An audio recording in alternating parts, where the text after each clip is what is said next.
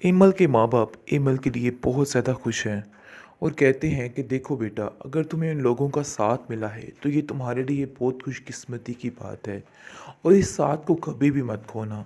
मैं तुम्हें बस इतना ही समझाना चाहता हूँ कि तुम्हें अब उन लोगों से जोड़ के रखनी होगी और वो तुम्हारे बहुत ज़्यादा हमायती हैं और वाक़ई में तुमसे बहुत ज़्यादा प्यार करते हैं और उन लोगों को कभी भी मत भूलना। जिस पर एनी कहती है कि बिल्कुल ठीक कह रहे हैं बाबा, तुम नहीं जानती हो कि वो लोग तुमसे कितना प्यार करते हैं और बार बार तुम्हारा ही नाम लेके परेशान होते रहते हैं। देखो, कभी भी उनसे कोई भी कुछ यानी कि दूरी इख्तियार ना करना।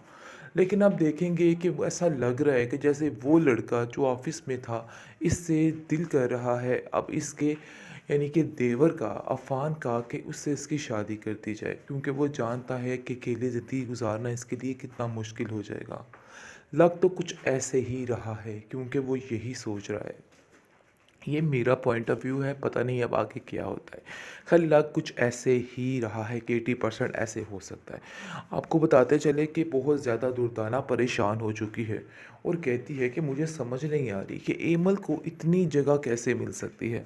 कल तक ये ही बाजी थी जो उसको तरह तरह की बातें करती थी और उसकी हर बात पर उसको गलत साबित करने की कोशिश करती थी।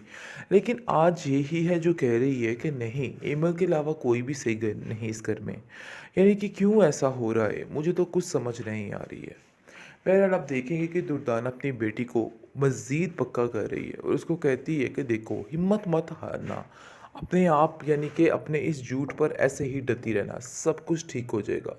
मैं तुम्हें यकीन दिलाती हूँ, देख लेना, एक दिन सब कुछ तुम्हारे हाथ में होगा। क्योंकि हमारा जो असल मकसद है पैसा हथियाना, हमें सिर्फ़ और सिर्फ उस पर फोकस करना चाहिए, ना कि इन सारी फ़जूल बातों पर। इसलिए तुम परेशान मत हो। भी सफाई या कोई भी बात करने की ज़रूरत नहीं है। जो जिस काबिल है मैं बड़े अच्छे तरीके से जानती हूँ। तुम्हारी भी सिवाय चालाकियाँ करने के और कुछ भी नहीं कर सकती है। ये बात तुम भी बड़े अच्छे तरीके से जानती हो। इसलिए ये सारी बातें करनी बिल्कुल बेफजूल है। मुझे पता है कि कौन किस काबिल है और कौन किस काबिल है। पता नहीं तुम किन बातों को लेके बैठ चुकी हो, क्यों तुम्हारे दिमाग में ये कन्नास बढ़ चुका है। अपने दिमाग से ये फजूलियात निकालो और अपनी बेटी की तरबियत पर ध्यान दो। यानी कि जिस तरीके से तुमने अपनी बेटी की तरबियत की है, यकीन मानो देख के रोना आता है। किस कदर तंग आ चुका था शहरयार, बेचारा माफ़ियाँ तलाफ़ियाँ कर रहा था कि किस बदजुबान लड़की को पल्ले मेरे बांध दिया है। अरे इसकी तरबियत करो, मैं तो इसकी खाला हूँ जिसकी वजह से कुछ नहीं बोल रही और बर्दाश्त करती जा रही हूँ। लेकिन कल कला किसी और के घर जाएगी तो ज़िल्लत भरी ज़िंदगी तुम्हें भी देगी और ख़ुद भी लेगी। इसलिए ये बेहतर यही है कि इसके दिमाग को दुरुस्त करो और इसके दिमाग का ख्याल रखो, क्योंकि मुझे नहीं लगता कि ये लड़की ज़्यादा चल बस सकेगी। मैं तो खुद तंग आ चुकी हूँ इस लड़की की इन बिन से।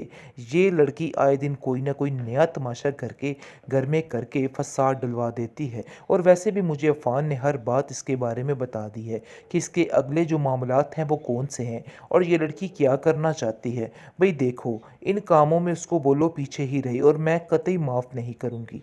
मैं एक पल नहीं लगाऊंगी इसको इस घर में बाहर निकालने के लिए। अपनी बेटी को बोलो कि अपना दिमाग दुरुस्त कर ले, क्योंकि मुझे नहीं लगता कि इसका दिमाग ठीक तरीके से चल रहा है। जिस पर दुर्दाना उस पर पर्दा डालती है और कहती है कि नहीं नहीं, बस वो शहरयार की टेंशन की वजह से ये सब कुछ कह रही है। अभी ताज़ी ताज़ी तो बात है, देखिए ऐसा ही होता है। आप दिल पे उसकी बातों को मत लें, दिल में ऐसी बातें मत लाएं। ऐसा कुछ भी नहीं है। मैं उसको समझाऊंगी और मुझे यकीन है कि वो बिल्कुल ठीक हो जाएगी। बेहतरीन ड्रामा सीरियल बरंग के इस एपिसोड में आप देखेंगे कि जी खबर हो चुकी है दुर्दाना बेगम को कि एमल जो है ऑफिस ज्वाइन करने वाली है। बस इस चीज़ का तड़का उसको इतने बुरे तरीके से लग चुका है कि उसको कुछ समझ ही नहीं आ पा रही कि आखिर वो क्या करे। बस वो पागल हो जाती है और जाकर अपनी बेटी को कहती है कि तुमने सुना कि इन दोनों बहनों ने मिलकर क्या साजिश की है। ये सारी साजिश इस एनी की है, जिसने अपनी बहन को सेट करने के लिए ये सब कुछ किया है। लेकिन मैं इस औरत को कतई माफ़ नहीं करूँगी। मैं बाजी से कह के रहूँगी, अगर एमल ऑफिस ज्वाइन कर सकती है तो आयमा क्यों नहीं।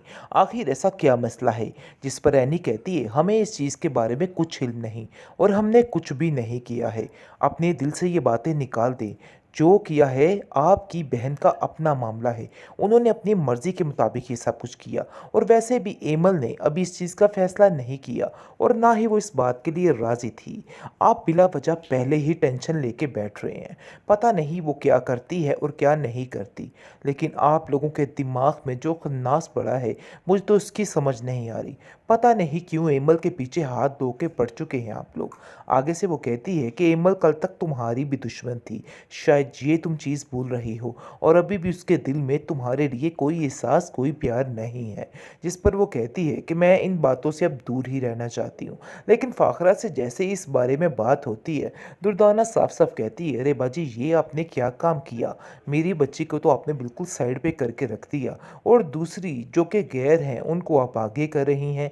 अगर आपने ऑफ़िस जॉइन करवाना था, आप मेरी आइमा को करवाती, लेकिन आपने पता नहीं क्यों उस एमल को चुना। हर चीज़ के लिए इन दोनों बहनों के आगे किए जा रही हैं। मुझे तो कुछ समझ नहीं आ रही कि आप आखिर क्या करना चाहती हैं? क्या दिल है आपका?" जिस पर फ़ाखरा कहती है, "देखो भई, मुझे तुम ये ताने-तिश्ने बंद करो पहले तो, और कोई भी सफाई या कोई भी बात करने की ज़रूरत नहीं है। जो जिस काबिल है मैं बड़े अच्छे तरीके से जानती हूँ। तुम्हारी भी सिवाय चालाकियाँ करने के और कुछ भी नहीं कर सकती है। ये बात तुम भी बड़े अच्छे तरीके से जानती हो। इसलिए ये सारी बातें करनी बिल्कुल बेफजूल है। मुझे पता है कि कौन किस काबिल है और कौन किस काबिल है। पता नहीं तुम किन बातों को लेके बैठ चुकी हो, क्यों तुम्हारे दिमाग में ये कन्नास बढ़ चुका है। अपने दिमाग से ये फजूलियात निकालो और अपनी बेटी की तरबियत पर ध्यान दो। यानी कि जिस तरीके से तुमने अपनी बेटी की तरबियत की है, यकीन मानो देख के रोना आता है। किस कदर तंग आ चुका था शहरयार, बेचारा माफ़ियाँ तलाफ़ियाँ कर रहा था कि किस बदज़ुबान लड़की को पल्ले मेरे बांध दिया है।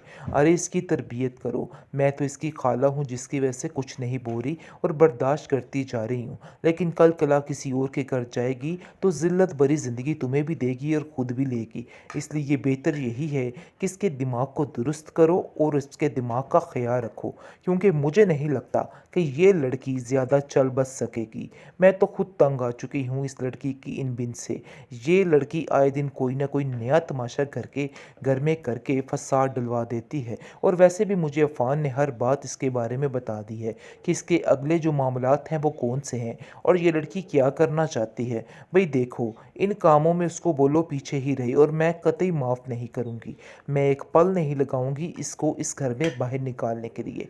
अपनी बेटी को बोलो कि अपना दिमाग दुरुस्त कर ले, क्योंकि मुझे नहीं लगता कि इसका दिमाग ठीक तरीके से चल रहा है। जिस पर दुर्दाना उस पर पर्दा डालती है और कहती है कि नहीं नहीं, बस वो शहरयार की टेंशन की वजह से ये सब कुछ कह रही है। अभी ताज़ी ताज़ी तो बात है, देखिए ऐसा ही होता है।